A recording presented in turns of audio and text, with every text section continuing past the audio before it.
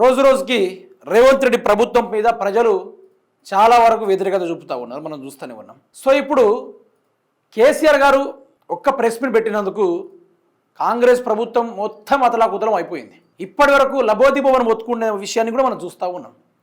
అయితే రేవంత్ రెడ్డి ముఖ్యమంత్రిగా ఉండి హుందాగా ఉండాలి, ముఖంలో చిరునవ్వు ఉండాలా, చిందులు వేయాలా, దునకాలా, ఎంజాయ్ చేయాలా, అవన్నీ వదిలేసి కేసీఆర్ మీటింగ్ పెట్టిండు నేనేం చేయాలి, కేసీఆర్ మీటింగ్ పెట్టిండు నేనేం చేయాలి కానీ ఆ యొక్క భయమే ఉపడతా ఉంది మొహంలో. ఒకసారి చూసుకునే ప్రయత్నం చేద్దాం. ఇట్లా రేవంత్ కేసీఆర్ అసెంబ్లీకి వస్తే గుండె ఆగి చస్తావు, మార్పు అంటే కూల్చివేతలు పేల్చివేతలు ఎగవేతల, ఒక్క ప్రెస్ మీట్కే నీకు చలిజ్వరం పుట్టింది.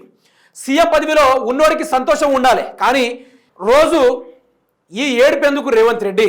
ఇక ఈ వ్యవహారాన్ని చూసుకుంటే 2 ఏళ్లలో ఏం చేసినవయ్యా అంటే లాగులో తొండలు విడుస్తా, పేగులు మెడలు వేసుకుంటా, గుడ్లు పీకు గోటిలాడుతా అని నీ అమ్మ గీదా నీ భాష, మాకు రాదా భాష, మేం మాట్లాడలేమా తిట్టలేమా, ముఖ్యమంత్రి కుర్చీకి గౌరవం ఇచ్చి ఊరుకుంటున్నాం, మా నాన్నను తిడితే కొడుగ్గా నాకు ఆవేశం రాదా, రేవంత్ దొరికితే ఎడమకాలి చెప్పుతో కొట్టాలనుంది కానీ ఏం చేయాలి, ప్రజాస్వామ్యంలో ఉన్నాం, నేను ఆంధ్రాకు పోయి ఇంటర్ చదివితే తప్పట కానీ ఆయన ఆంధ్రాకి వెళ్ళి అల్లుని తెచ్చుకోవచ్చట, అందుకే రేవంత్కు భీమవరం బుల్లోడు అంటే సరి, నేను నాయన పేరు చెప్పుకొని బతుకుతున్నట, అవును మా నాయన గొప్పోడు, తెలంగాణ తెచ్చిన మొగోడు మునగాడు, బాజప్తా చెప్తా తప్పేంది, వచ్చే ఎన్నికల్లో నిన్ను కొడంగల్లో గెలవకుండా చేసే బాధ్యత బీఆర్ఎస్గా మేము తీసుకుంటాం, బీఆర్ఎస్ వర్కింగ్ ప్రెసిడెంట్ కేటీఆర్ గారు హెచ్చరిక చేశారు మిత్రులారా. అయితే రేవంత్ రెడ్డి గారు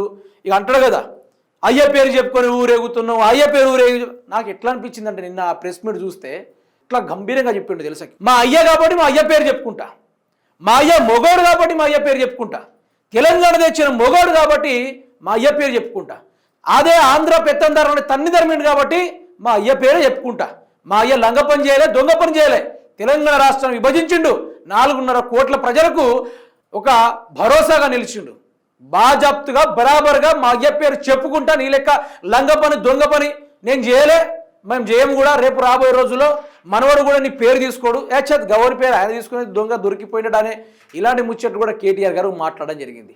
సీఎం పదవి మర్చిపోయి హుందా మాటలు తప్పి చిల్లర మాటలు మాట్లాడుతూ ఉన్నావు, ఇటువంటి లక్కోర్ల పనులు మాకు మాట్లాడడం రాదా, నీకన్నా బాజాప్తుగా బూతులు ఎక్కువ మాట్లాడతాం మేము, నేను ఒకటే శపథం చేస్తా ఉన్నా, నువ్వు కొడంగల్లో ఎట్లా గెలుస్తావు చూస్తా, నీ పతనం కొడంగల్ నుంచే మొదలు పెడతా, నీ కాంగ్రెస్ పార్టీకి సురుకులు ఏందో చూపెడతా అనుకుంటూ కేటీఆర్ గారు మాస్ వార్నింగ్ ఇచ్చి పడేశారు. దీని మించి ఏమైనా ఉందా? ఓ ప్రతిపక్ష నాయకుడు ఓ అధికార నాయకుడిని ఒక బూతు లేకుండా తిడుతూ ఉంటే మరి ఎందుకు రేచిపోతుండో అర్థం కావట్లేదు. రేవంత్ రెడ్డి తీరు చూసుకుంటే ఏదో మెంటల్గా చూసినట్టుగా ఉంది వ్యవహారం. ఇది నేను చెప్పి ముచ్చట కాదు, తెలంగాణ రాష్ట్ర ప్రజలు గుసగుసలాడుకుంటున్న వ్యవహారం ఇది. ఏదో ఫస్ట్రేషన్ ఎక్కువ అయ్యి పీక్స్ లెవెల్స్కి వెళ్ళిపోయి ఏదో పిచ్చి పిచ్చిగా చేస్తే చూసినవా, గా తీరు చేస్తున్నాడు ముఖ్యమంత్రి రేవంత్ రెడ్డి.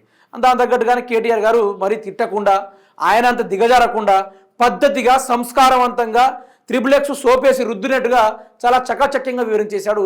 అదొక్కటి చాలు రేవంత్ రెడ్డి గుండెలో గుణపం దిగిపోయింది ఆడ.